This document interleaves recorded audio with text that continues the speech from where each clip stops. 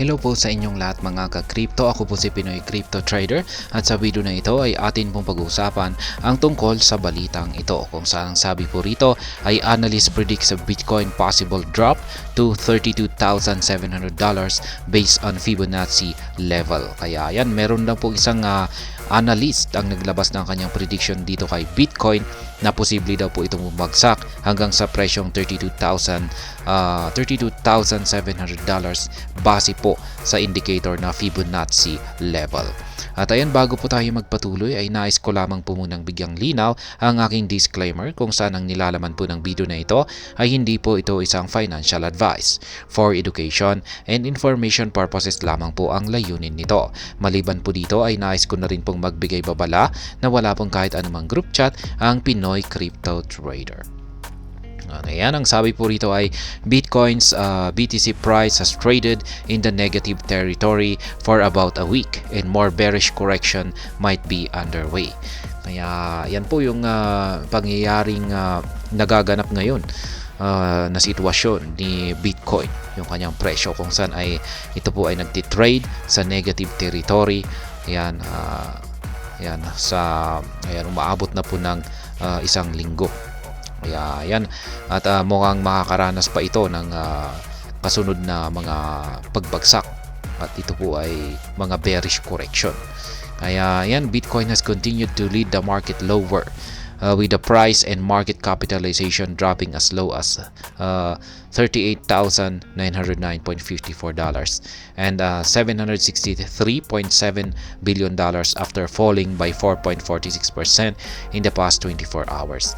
The Bitcoin downturn has, however, not impacted its trading volume, which has soared by 80% in 24 hours to $31 billion. Kaya yan po yung kalagayan ni Bitcoin ngayon. Siya po ay naglalaro ngayon sa mababang presyo na $38,909.54. At bumagsak na rin po yung kanyang market cap sa $763.7 billion. Yan po ay naganap nitong nakalipas na 24 oras. Pero pagdating naman po sa kanyang trading volume ay umangat naman po ito ng 80%. At ito po ay nasa mga $31 billion.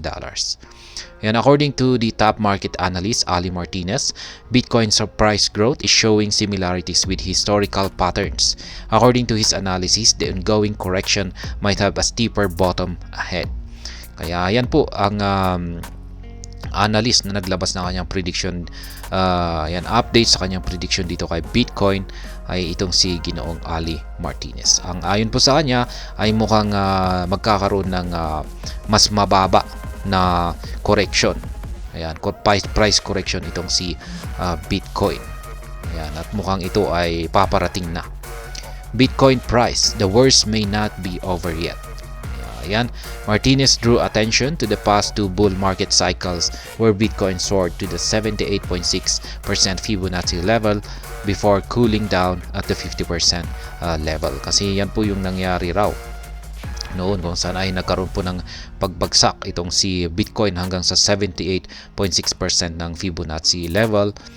Ayan, bago po siya muling nakabalik sa 50% na level nito. Per the analyst observation, Bitcoin has recently reached the troubling 78.6% Fibonacci level again. And based on previous trends, this suggests a correction is inbound. Martinez believes that if the historical patterns play out again, Bitcoin might drop to the $32,700 price level in alignment with a 50% Fibonacci retracement projection. Kaya yan, kung mauulit daw po yung nangyari sa nakalipas na panahon na naging performance ni Bitcoin ay ayan na nga, mukhang babagsak ang market price ni Bitcoin hanggang sa presyong $32,700. Kaya yan po yung aktual na post dito ni Ginoong Ali Martinez. Reflecting on the last two bull cycles, BTC typically retraced to the 50% Fibonacci level after hitting the 78.6% Fib. Kaya yan po yung sinabi niya. Nung nakalipas daw po na previous two bull cycles ay nung bumagsak daw po ang market price ni Bitcoin sa 78.6% na Fibonacci level ay dito na po siya nagkaroon ng correction at umakyat pabalik sa 50% level nito. Ayan, ito po yung kanyang chart. Ayan, ito po yung kanyang dalawang previous na historical performance ni Bitcoin na kanyang rin-refer. Ayan, dinagyan po niya ng kahon. Ayan, nakikita po natin na ayan, bumagsak po ito ng negative 40%. Ayan, bago po siya sumabog. Ayan, dito na rin po siya, negative 53%. Kaya mukhang dito na rin ay ayan siya, kasalukuyang bumabagsak po siya ngayon.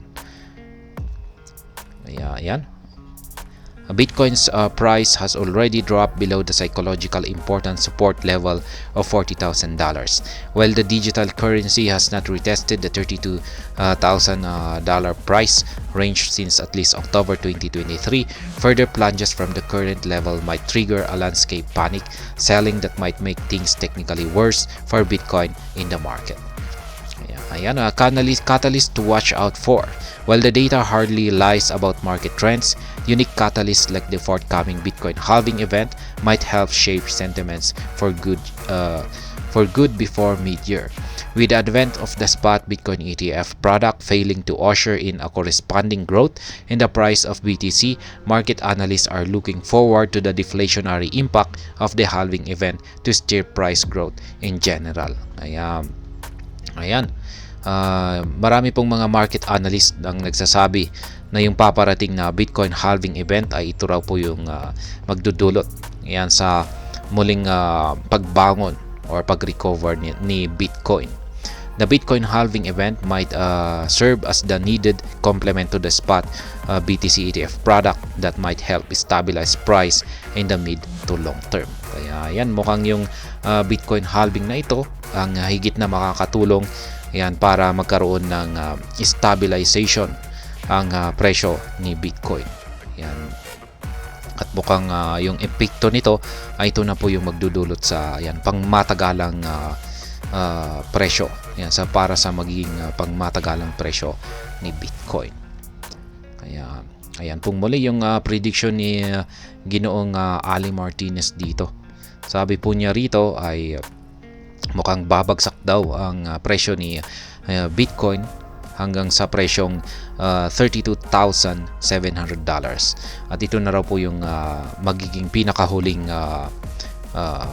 price correction nito or pagbagsak, kung saan ay pagkatapos po niyang bumagsak hanggang sa mababang presyo na ito ay dito na po siya sasabog. Ayan, at maaakyat na po siya. Ayan, base po yan kung yan ay mauulit, kung uulitin daw po niya yung mga previous performances po niya katulad ng mga nangyari rito yan sa kalagitnaan po ng 2016 at saka 2017 at mga 2019 at saka 2020. Ayan. Hanggang dito na lamang po tayo sa video na ito. Sana po ay inyong nagustuhan ang aking paliwanag dito. Kung inyo po itong nagustuhan ay pakiclick lamang po ang like button nito. Para naman po sa mga bago lamang dito, kayo po ay aking inaanyayahan para mag-subscribe. Pakiclick na rin po ang bell icon nito dahil ito po ang siya magsisilbing notification nito sa mga bagong videos na akin pong ina-upload sa aking YouTube channel na ito. Marami pong salamat sa panonood. Ingat po tayo lagi at God bless po sa ating lahat.